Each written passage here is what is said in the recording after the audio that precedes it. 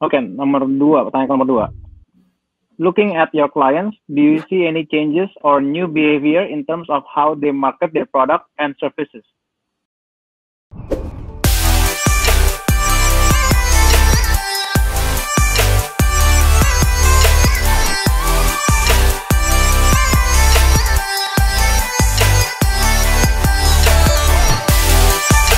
Ini sebenarnya pertanyaannya udah dijawab sedikit nih sama Yopi. Jadi kalau misalnya ada tambahan boleh nih.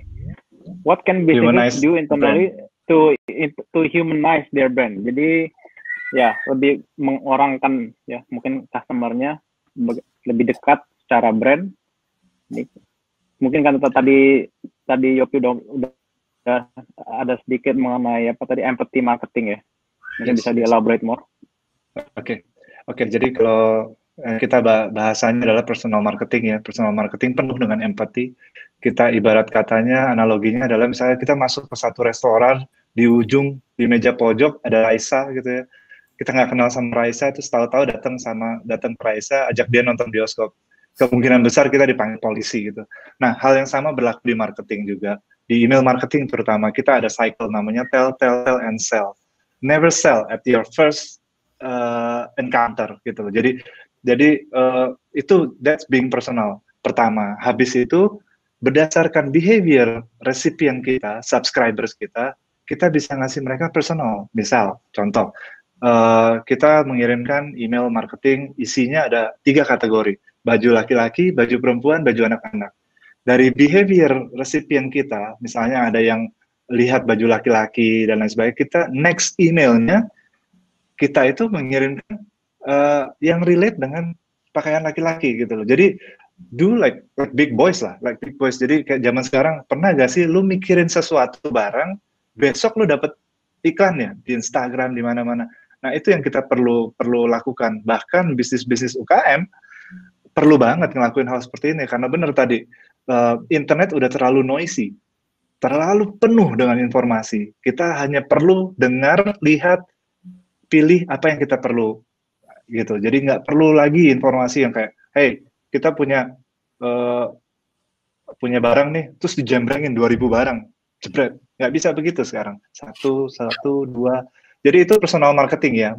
Buat gue itu lebih ke sono, bukan cuma sekedar manggil nama atau apapun gitu. Lebih ke arah interestnya dia apa. Habis itu tinggal dilakukan retargeting ads. Dia buka Instagram, dapat lagi iklan. Dia buka browser, dapat lagi iklannya. Balik lagi ke email, convert. Selalu seperti itu. Jadi kayak apa namanya, step by step-nya harus diikutin ya. Jadi kenalan dulu, lebih kenal lebih jauh, ada mutual understanding, baru jualan ya. Benar, hard sell never works. Iya, hard sell never works. Jadi kayak harus pelan-pelan ya. Jadi kalau misalnya tadi kan bilang ada empathy marketing ya. Selain empathy marketing ada nggak jurus lain nih yang bisa di-share? Kalau saya ngelihat ada beberapa sampel ya di luar gitu. Jadi mereka itu waktu outletnya ada beberapa yang tutup gitu ya. Mereka benar-benar kasih tahu ke customersnya gitu. Hey, kita tutup di beberapa lokasi, so sad, tapi we're still here gitu. Jalin relationship lah. Jadi ibarat kata tuh kita kayak punya temennya, kita berhubungan baik, tapi bukan artinya ada minta sesuatu. Nah, suatu saat diperlukan empathy ini yang akan menolong si brand ini gitu loh. Definitely me kalau dapat message seperti itu, next gue lagi perlu atau siapapun di sekitar gue lagi perlu, gue akan langsung ke sono. Net Promoter Score, NPS-nya itu tinggi jatuhnya. Jadi yang sekarang bisa dilakukan adalah memang kita harus tahan dulu pace-nya untuk selalu jualan, more ke ngasih tahu, kita di sini, kita juga suffer just like you do, gitu loh. Tapi kita tetap di sini, tetap bersama-sama bareng. Menurut gua strategi marketing atau konten seperti itu yang sekarang kena banget sih gitu loh. Tapi karena bahasanya dibedain. Mungkin capek juga ya kalau misalnya kita lagi susah juga, terus juga mau disuruh beli sesuatu. Dimombardir gitu ya. Suruh beli barang. Ya, yang mungkin kita belum perlu gitu kan. Anyway, during this work from home, PSBB dan lain sebagainya, porsi besar, sorry, ini mungkin gua ya, yang lain gua nggak tahu. Porsi besar itu adalah kebanyakan melihat ke e-commerce, marketplace. Lihat barang-barang yang nggak perlu, tapi kita lihat, kita klik.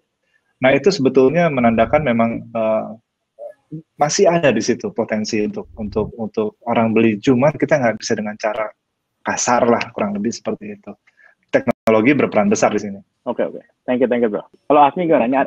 Mungkin agak sedikit beda ya, karena kan bukan email marketing, tapi ada nggak personal view terhadap bagaimana brand bisa lebih dekat terhadap customer-nya? Ya, dengan digital teknologi pastinya dengan e-commerce platform yang sekarang growing gitu ya, itu pasti semakin dekat brand sama consumer memang. Dan yang kalau gua pribadi lihat, yang jelas gini, brand harus start building atau understanding mereka punya product value-nya itu apa sebenarnya. Jadi bukan cuma jualan kayak yang tadi dibilang, tapi juga mungkin kalau di major market atau brand-brand yang di luar yang benar-benar kelihatan oke banget gitu ya. Mereka tuh build konten itu benar-benar around the product understanding atau education. Jadi kalau misalnya brand jualan, let's say jualan makanan pet shop gitu ya, pet shop lah ya, let's say retailer atau brand, mereka benar-benar dari sisi e-commerce-nya itu education-nya itu benar-benar fokus untuk bantu customer-nya benar-benar memahami mengenai mereka punya pets-nya, understanding, mungkin healthy-nya gimana, kesehatannya, terus makanannya. Jadi benar-benar educate them.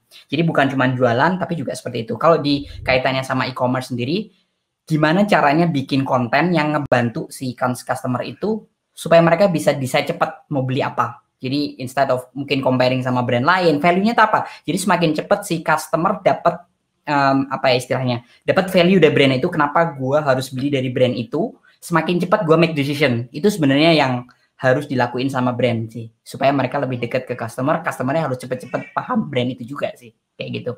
Mungkin kalau di e-commerce yang di luar juga di Indonesia sekarang dari sisi product information-nya itu semakin jelas lagi, ada videonya gitu ya. Itu it really matters, sangat-sangat penting. Jadi benar-benar create educational content, understanding cepat supaya customer bisa make decision, bahkan sampai setelah mereka make decision beli, gimana caranya pakai produknya dengan optimal.